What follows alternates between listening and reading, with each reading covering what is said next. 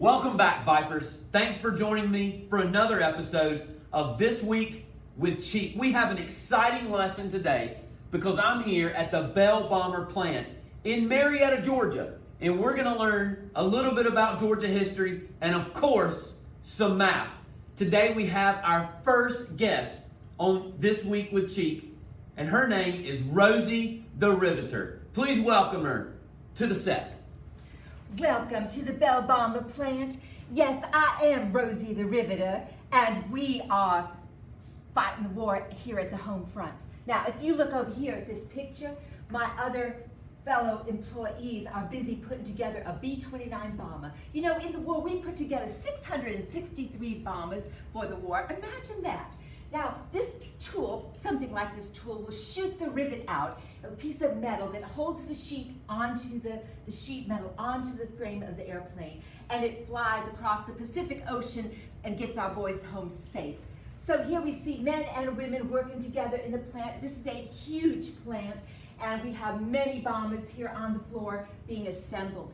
Speaking of assembly, I've got to get back to work. Coach Cheap, would you come out here and tell these young men and women what's going on here at the plant? Well, thanks, Rosie. It is time for us to get back to work.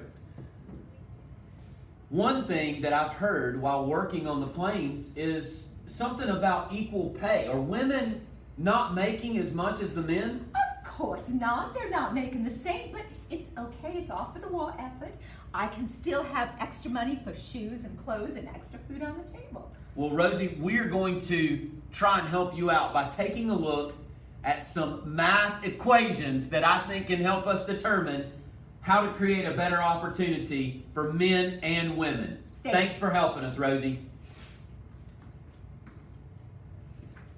So let's take a look at some equations that can help us determine if men and women can have equal pay.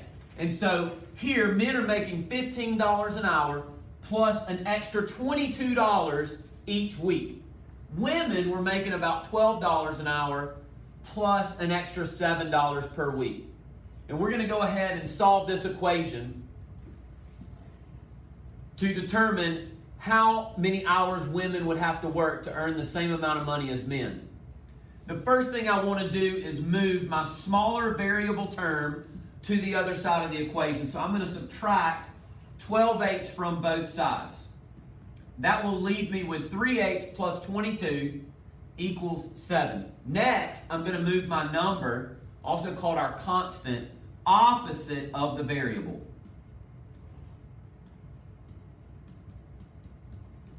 And finally, to get h by itself, I'm going to divide both sides by 3.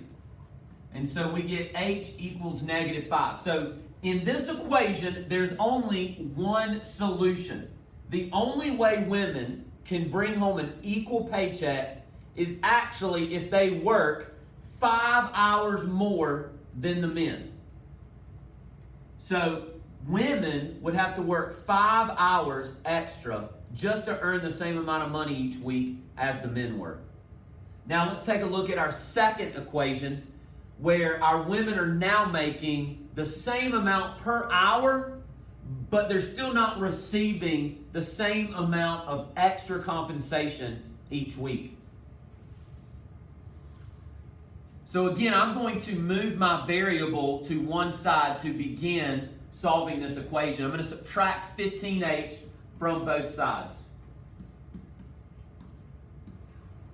When I do that, my variable term, 15h, cancels out on the left and the right, leaving me with this statement, 22 equals 7. And so what this tells us here is that no matter how many hours the women work, because men are receiving more compensation at the end of the week compared to the women, they'll never bring home the same amount of money.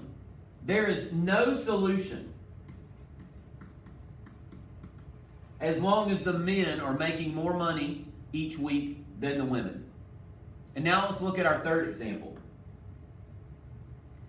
As you can see in example 3, now the men and the women are making the same per hour, but they're also enjoying the same amount of compensation at the end of the week. An extra $22 each week for their paycheck.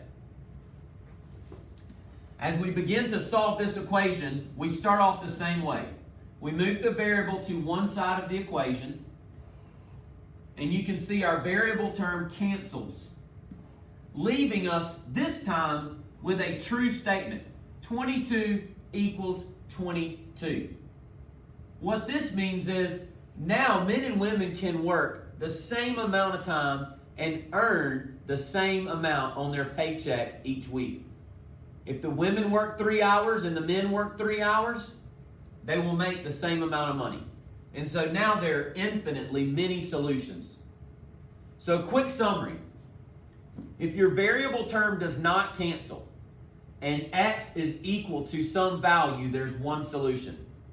If your variable term does cancel and you're left with a false statement, here 2 does not equal 3, there is no solution. And if your variable term cancels and you're left with a true statement, 2 equals 2, then you have infinitely many solutions. Thanks for joining myself and Rosie the Riveter here at the Bell Bomber plant in Marietta, Georgia. Have a great day.